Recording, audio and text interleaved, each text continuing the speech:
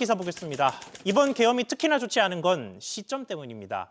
우리 경제의 활기를 되살리기 위한 여러 정책이 막 시행되고 있던 때였는데 이런 역점 사업들이 위기에 처했습니다. 기사 보고 오겠습니다. 셀트리온은 약 5,600억 원 규모의 자사주 소각을 단행하겠다고 발표했습니다. 주가 안정과 주주 가치 제고를 위해 소각을 결정했지만 주가는 어제보다 2.09% 하락한 채 장을 마쳤습니다. 내년부터 3년간 주주 환원율 35%를 달성하겠다는 기업 가치 제고 계획을 어제 발표한 기아의 주가도 횡보세를 보였습니다. 정부가 추진하고 있는 밸류업 정책에 동참하고 있는 기업들이 국내 증시가 불안정한 흐름을 보이면서 직격탄을 맞고 있습니다. 밸류업 정책이나 정부가 추진했던 정책이 좀 찬물을 끼얹게 되는 효과를 가져올 것이다. 미래가 좀 불확실하고 전국이 불안해지기 때문에 외국인들이 매도가 이어지고 있고 이런 것이 주식시장에는 악영향을 줄 것이다. 앞서 윤석열 대통령이 직접 브리핑에 나섰던 대왕고래 프로젝트도 동력 상실 우려가 제기되고 있습니다. 야당이 동해 심해 가스전 개발 내년 예산안을 전액 삭감하며 안 그래도 쉽지 않은 상황에서 대통령의 비상계엄이 오히려 자충수로 작용해 해외 신뢰도를 낮췄다는 분석이 나옵니다. 한국가스공사의 주가는 어제보다 18.75% 떨어지며 4만 원 선이 붕괴되기도 했습니다. 당장 오는 10일이면 부산항으로 시추선이 들어옵니다.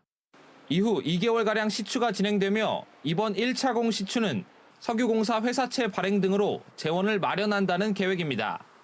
2차 공시추부터는 국내외 투자를 통해 사업을 진행한다는 방침인데 계엄 사태로 투자 유치, 사업 진행 등이 차질을 빚을 수 있습니다. SBS 비즈 신성우입니다. 앞서 있었던 과거 탄핵 정국과 비교해도 이번은 시기가 좋지 않습니다. 경기 순환 사이클의 문제인데요. 통계청이 공식 설정하는 경기 순환의 사이클 상에서 이전 순환기였던 제11순환기의 시작점, 그러니까 저점은 2013년 3월, 그리고 탄핵 정국이 끝난 직후인 2017년 9월에 정점 찍었습니다. 그 이후에 경기는 하강하다가 2020년 5월에 저점을 찍고 새로운 사이클 12순환기가 시작됐는데요. 아직 통계청 공식 발표는 나오지 않았습니다만 민간 연구원에서는 2022년 하반기쯤에 이미 정점을 찍었을 것으로 보고 있습니다. 그러니까 정리하면 경기 상승 국면을 통해서 정치적인 불확실성을 이겨냈던 2017년의 경제와 달리 현재의 경제가 더 취약하다는 얘기입니다. 당장 내년부터도 문제입니다. 3분기에 이미 성장률이 0.1%로 의미 있는 반등을 이뤄내지 못했고 내년에는 1%대 성장이 전망되죠. 그런 상황을 반정시킬 마중물이 되어야 할 예산이 오리무중입니다. 이미 법정 처리 시한은 넘겼고 앞으로 어찌 될지도 확실하지가 않습니다. 박근혜 전 대통령 탄핵 당시에는 국회에서 예산안은 통과시키고 나서 탄핵안이 발의됐습니다. 그러나 지금은 벌써 탄핵안이 나왔고 내년 우리 경제를 둘러싼 불확실성은 더욱 커질 수밖에 없습니다.